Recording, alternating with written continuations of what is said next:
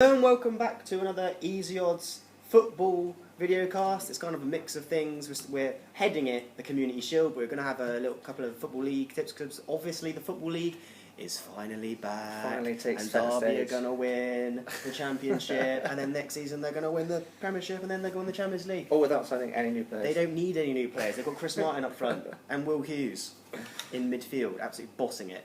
But we'll start off with the Community Shield. Leicester versus Manchester United. Yep. Obviously Leicester put in a fantastic display against Barcelona after being 3-0 down at half-time. 2 superb goals from the new signing. And United have had a pretty troubled pre-season, haven't they, really? Well, you know, it's been a strange old one. It's almost like the be-all and end-all is Paul Pogba. And I really want that transfer saga to end because it is very, very dull. But yeah, moving on to Sunday's game at the Community Shield. It's of course held at Wembley between the Premier League and the FA Cup champions. This last season, of course, was Leicester, crazily. 5,000 to 1 Leicester up against FA Cup champions Man United. And the favourites to win the game are Man United. The Red Devils have been installed as best price 10 to 11, so odds on to win this game. Okay. Which is kind of surprising when you consider that both the matches were drawn when these teams met last season. Have the Foxes been underestimated again in the betting markets? They've been made a best price of 7 to 2. Premier League champions to win a game at 7 to 2, pretty crazy. Or if you fancy the draw, you can get 13 to 5. So there's your options in the full-time market. But my recommended bet here is going to be a slightly brave one. I'm going to back a clean sheet for Man United. Ooh. Very, very brave. The Foxes have been a disappointment in pre-season for me. They only beat Oxford 2-1. They then drew 1-1 with Celtic. They got thumped 4-0 by Leicester, and last night they lost 4-2 to Barcelona. Bayern Munich they got lost 4-0 to, right? Oh, it was PSG. Oh, PSG, yeah. So yeah, it's been not exactly brilliant from Leicester so far. And the Foxes have lost N'Golo Kante, of course, to Chelsea, who's an absolutely pivotal part of their pressing game from last season. And if you watch the Barcelona game, you'll notice that the pressing game wasn't really there, and Barcelona had such amount of space to do what they did against Leicester last night, and I think that's going to be a real problem position for Leicester this season. And Man United, who kept 25 clean sheets last season, that is an absolutely unbelievable stat. Could well be given the freedom to instill their game at Wembley. Man United have conceded just 6 goals in their past 2 games. Sorry, they have conceded 6 goals in their past 2 games, but being back on English turf, I think will suit them. Playing in the heat never tends to do well for English teams when they head over to Asia or to America. No. And I think the big Wembley pitch will make it hard for Leicester to use their pressing game. Leicester scored 2 goals against Man United last season in 2 games, but with Jose Mourinho now in charge, I can see him making Man United more expansive, but not necessarily at the expense of their good defence. The Red Devils have kept 8 clean sheets in the last 13 against Leicester, so that's a really good stat moving forward in this game. And no team has won more Community Shield matches than Man United.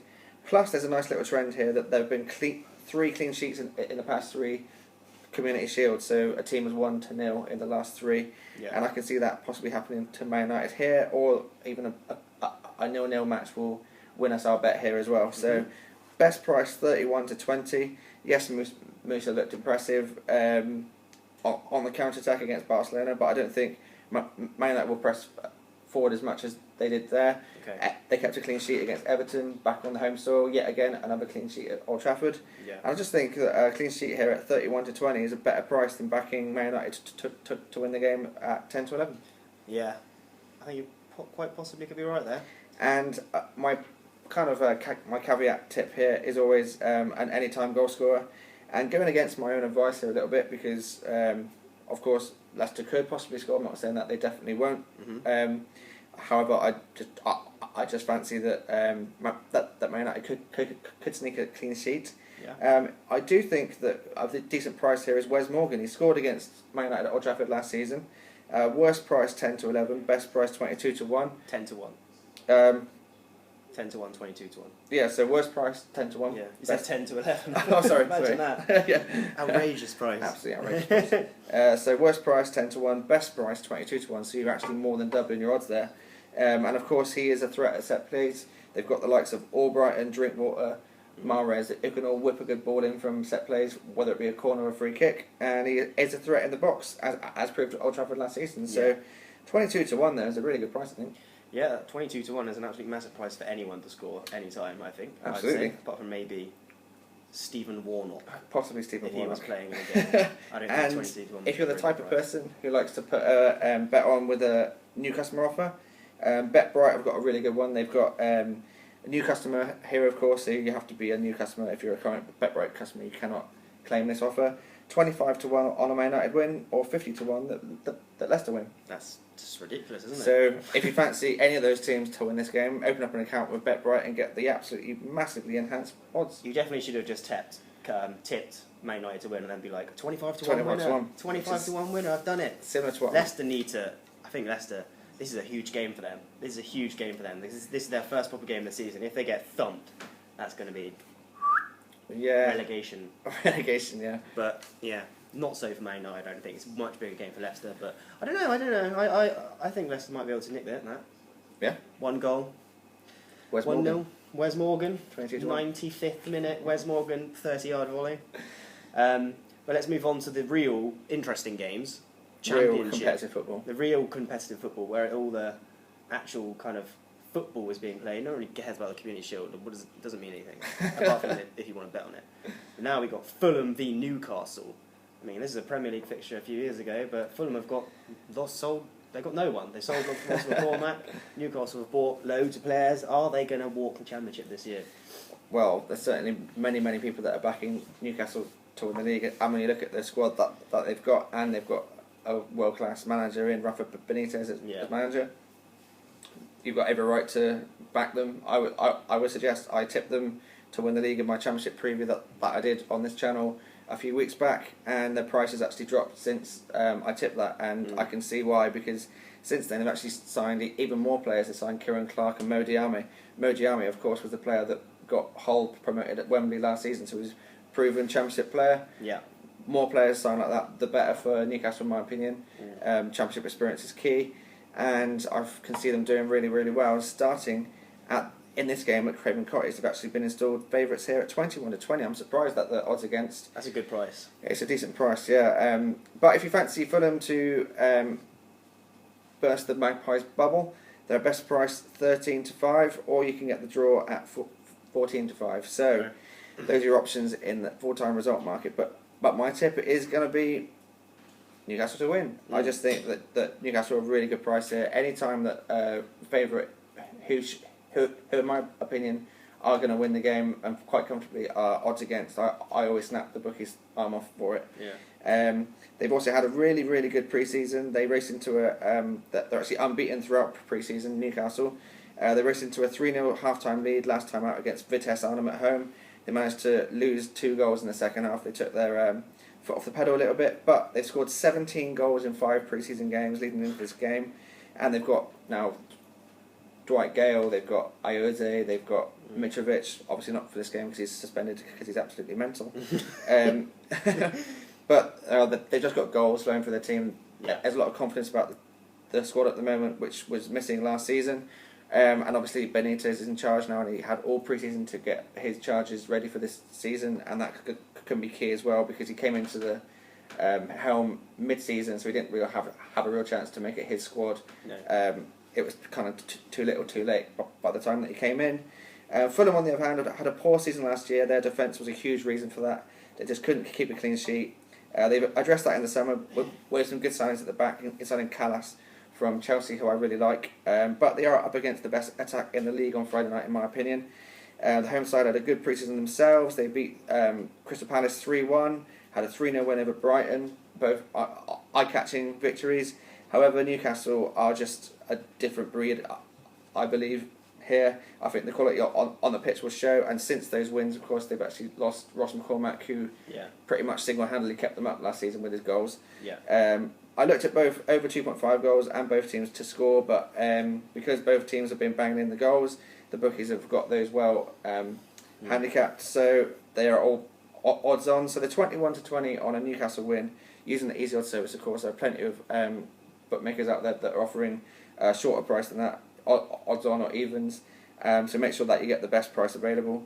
And another anytime goal scorer pick here, always trying to get the best price. Of course, the likelihood is that Dwight Gale will score, but he's around about 5-4. Not a great tip. So for anytime goal scorer anyway.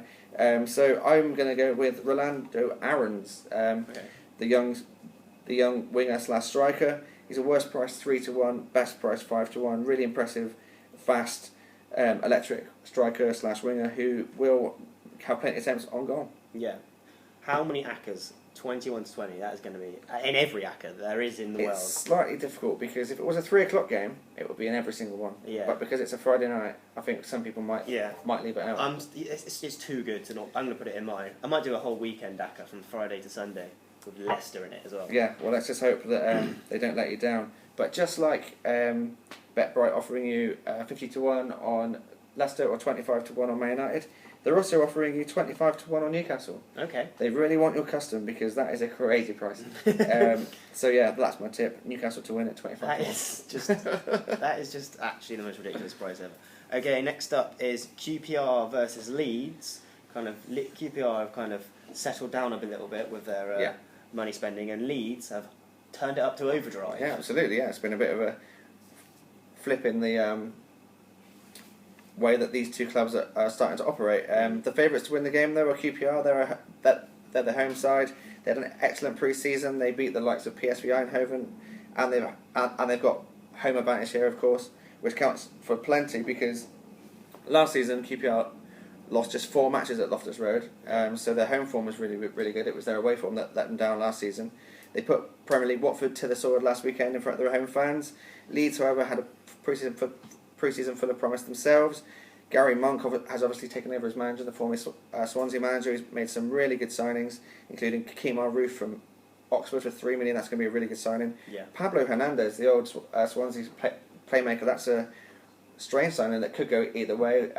If he is anything like he was in the Premier League, then he's going to light up the Championship. Yeah. But he was doing too good in Qatar, where he was last, so who knows with that kind of signing sometimes. But they've also signed Rob Green, who's a really good goalkeeper at this level as well. Yeah. So he, of course, is facing his former side here. Leeds, however, are available at 14-5 if you fancy a Leeds win. Okay. And my recommended bet here is to back Leeds in the double chance market. QPR have a really good home record from last season, and Watford were resoundingly beaten last weekend. But there is a feel-good atmosphere around Leeds at the moment, and I think that they can take at least a point. Okay. Chris Wood was a big signing for them last season, and whilst he was decent, he didn't really sparkle. But in pre-season, he's really showing signs that he's going to be a dominant centre-forward for them this season. Yeah. And they've got players around him now that are a really good technical kind of team. Leeds play this new style, that the old Swansea style that Gary Monk liked to play, both as a player and as a manager. And I think that with the players in the Leeds squad now, that they'll respond well to that method. QPR have got injury worries over Jake Bidwell and also Euro 2016 star Connor Washington from the Northern Ireland team. Yeah. And the QPR pressing game set to the hoops by Hasselbank is going to be pretty incessant. If you saw the goals against Watford, they were mostly through the pressing game of QPR. But can they keep that up in the first game of the season? I'm not entirely sure. And also they're up against a side in Leeds that can keep the ball under pressure because of their technical ability that they possess. So I think the pressing game might not work quite as well. And this bet, interestingly, would have landed in 10 of the last 12 matches between the sides. So QPR have only beaten Leeds twice in the last 12 games. So 4-5 on Leeds not to lose at Loftus Road, so either win or draw the game, I think is a decent price. So that's why I'm backing them in the double chance market. Yeah, historically it's a certainty. Absolutely. It's weird that QPR are almost the same price to beat Leeds as Newcastle are to beat Fulham. That's it. That's odd, isn't it? Absolutely. Have you got any time kind of? I've got any time. I've got another big old centre half. Nice. Sol Bamba. He's probably the biggest one yet. With a name like that, you're not going to be anything else but a centre half, are you? Sol Bamba. Sol Bamba, the Ivory Coast international. Worst price 10-1. Best price 16-1. Another huge price difference highlighted by the Easy Odds odds comparison grids available on site and via the app. So that's another reason, yet again, set pieces are going to be key in the Championship as always. Yeah. Big centre halves tend to get a few goals here and there, and Sol Bamba is probably the biggest of them all. Okay. Last game we're going to cover is a biggie. Your favourite team? It's a biggie. Sheffield Wednesday, playoff final losers from last year against Aston Villa. Boo, boo. Let's see a double relegation for Villa. That would be funny, won't it? Even though they just spent bloody 13 million on Ross McCormack or whatever it was. But what's going to happen? Who are the favourites? So the favourites are Sheffield Wednesday. That is quite surprising, actually. It's quite surprising. I think the form from last season is starting to carry through with the bookies because basically they made loads of money by losing all the time. Punters made loads of money off Aston Villa, so I don't think that they're the bookies' best friend at the moment, Aston Villa. So I can see why Wednesday have been made favourites. They were unbeaten in 5 games in pre-season. Sheffield Wednesday conceded just 1 goal. Beat the likes of Benfica at home. As a Derby fan, you'll know how good Benfica are. They're incredibly good. They have also played 2 home friendlies this pre-season, which is quite rare for an English team to play 2 home friendlies in pre-season. Okay. And they didn't let in a single goal. And you have to say that based on those facts, they're the correct favourites. Villa were absolutely awful last season. They're still attempting to address their squad issues. Kieran Clark and Idrissa Gueye are the latest 2 players to leave this week. However, they have brought in Ross McCormack, who, of course, is a Championship goal machine. So they're guaranteed to score a few goals with him. But as proved at Fulham, if you don't have a good team around him, then the team can still struggle, even with a goal-scoring striker.